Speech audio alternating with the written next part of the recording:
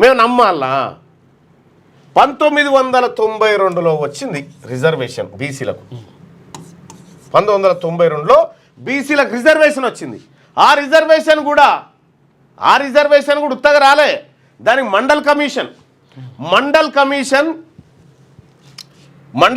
వేసింది మొరార్జీ దేశాయ్ ప్రభుత్వం వేస్తే రిపోర్టును విపి సింగ్ గవర్నమెంట్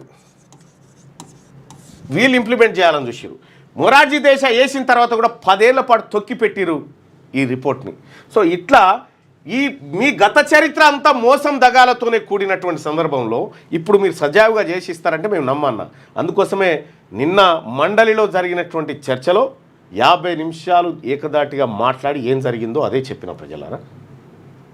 ఒక్క సింపుల్ ఎగ్జామ్ చూద్దాం.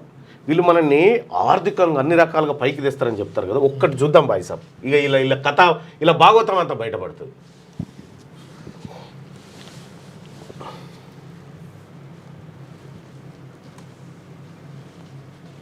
ఇగో ఇది గత 10 సంవత్సరాల కాలంలో కేంద్ర ప్రభుత్వం బీసీలను విద్యా మరియు ఆర్థిక రంగాలలో చేయూతనిచ్చి వారిని ఉన్నత స్థితికి తేవటానికి బీసీల కోసం వివిధ రూపాలలో కేటాయించిన బడ్జెట్ ఈ కింది విధంగా ఉన్నాయి.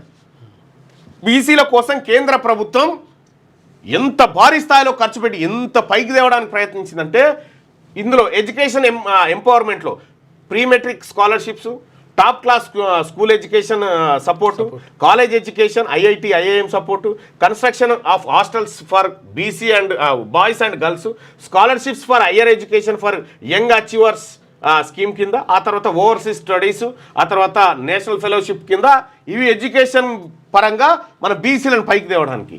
ఎకానమిక్ ఎంపవర్మెంట్ చూస్తే venture capital fund, PM Daksh for backward classes, national backward classes finance and development corporation. ఇగో ఈ అన్ని స్కీమ్ల కింద బీసీలకి ఈ 10 ఏళ్ళలో ఎంత ఇచ్చిందో ఒకసారి చూద్దాం.